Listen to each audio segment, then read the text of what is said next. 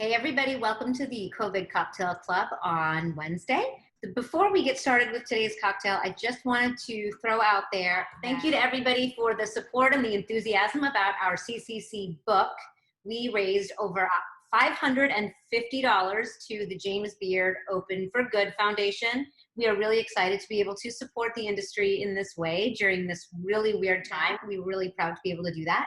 And in the meantime, we are still really excited to be able to be drinking at home with you guys because you still shouldn't be out. If you are going to go out though, I wanted to show everybody this real quick because this is a super fun way of going out to the bars. If you are going to go to the bars, you should have one of these with you, these awesome masks that have a little Velcro for your straw. So I could wear it with my straw. You know what it's like? It's like a speakeasy mask. Totally, it's a speakeasy mask. And one of the CCC viewers, Kim Falconer, has been making these and selling them. That's what you should call it, Kim. You should call it a speakeasy mask. I love that. You can even do one with like a little curly mustache like you get from a speakeasy bartender. For sure. She does have cute fabrics and some college fabrics and Lily Pulitzer fabrics and all sorts of pretty stuff. I don't know about the mustache though. Well, still, that's fun. Very cool. Very fun. So let's talk about today's cocktail. This is a drink that I alluded to on Monday. I'm quite excited about because it is a refreshing sort of cooler style drink, which I'm not normally a huge fan of, but it has Campari, which we all know I am a fan of. And I'm hoping that that's spreading to other viewers. I'm hoping other people who have not experienced Campari before are getting into it.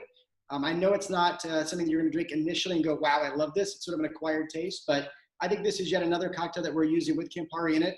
That is a good sort of introduction to Campari. It's not like getting Campari and soda, which is just straight bitter. I also really like the mix of profiles here where we have tequila, obviously Campari, but also bringing Ancho Reyes in. So it's a nice mix of agave, smoky, bitter, and then of course with watermelon, which we'll be talking about in a second, brings in some sweet and some fresh fruit to it. So, and mint even. Yeah, there's a lot going on here. This is not a simple cocktail with only 2 ingredients. There's I think it's a shit ton. A shit ton, or in this case, 6 ingredients, yes. It's a shit ton of ingredients, but they all play together and balance really nicely to make a really nice summer cocktail. They do. I will also tell you, I've already sampled this drink, but I tried it with Blanco tequila last week, and it was good, but I thought it was missing sort of a kick to it, so I am trying Reposado. Like, Ricey, you're using Espolón Blanco? I'm going to go ahead and use the Blanco, yeah. I think the recipe just, you know, when you look at it, it's sort of screams Blanco for silver tequila, but for some reason I just felt like it was missing something, so I'll be able to give you a kind of a before after on mine. I'm curious to see what the Reposado does to the color. True. So I say let's mix. Yes. Or shake rather. We're going to shake this one because there's a shit ton of ingredients and they all really need to blend together well. Yeah, and that's a good point, guys. Whenever you introduce citrus or really anything with over 3 ingredients, typically you shake.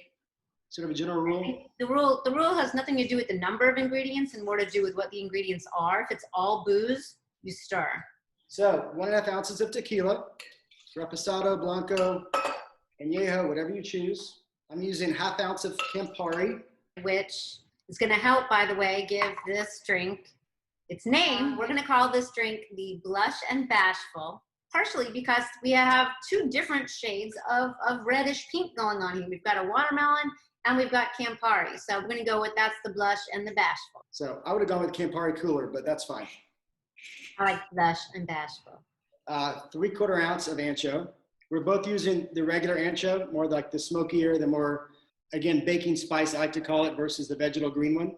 Although I think this actually could work too, especially if you use it a Blanco tequila. I think the Verde could work as well. What do you think? I think it could work, but I think it will overtake it quickly. 2 ounces of watermelon, which we both have run through a fine mesh strainer already, right?